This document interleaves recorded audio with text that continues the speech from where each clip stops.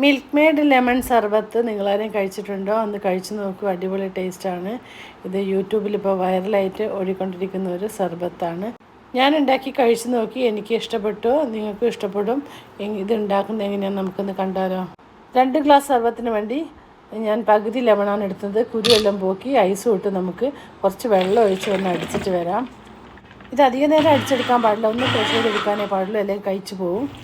എന്നിട്ട് അത് നമുക്ക് അരിപ്പയിലൊന്ന് അരിച്ചെടുക്കാം. ഇനി ഇതിന് നമുക്ക് വേണ്ടത് മിൽക്ക് മെയ്ഡാണ്. മിൽക്ക് മെയ്ഡ് ഇങ്ങനെ പാക്കറ്റിൽ ഇപ്പോൾ കിട്ടുന്നുണ്ട്.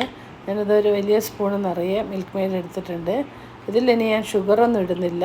മിൽക്ക് മെയ്ഡിൻ്റെ മധുരവും ലെമണിൻ്റെ പുളിയെല്ലാം കൂടി ഒന്നിച്ച് അടിച്ചെടുത്ത അടിപൊളി ടേസ്റ്റാണ് കേട്ടോ. ഞാനതൊന്ന് ട്രൈ ചെയ്ത് നോക്കി, എനിക്ക് ഇഷ്ടപ്പെട്ടു, നിങ്ങൾക്കും ഇഷ്ടപ്പെടുമെന്ന് കരുതുന്നു.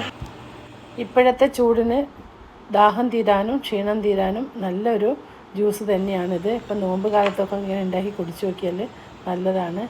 ലെമൺ ജ്യൂസ് എല്ലാവരും ഉണ്ടാക്കുന്നതാണ്. ഇത് ഒരു വെറൈറ്റിയും ടേസ്റ്റി ആയിട്ടുള്ള മിൽക്ക് സർബത്ത് ഉണ്ടാക്കി നോക്കും.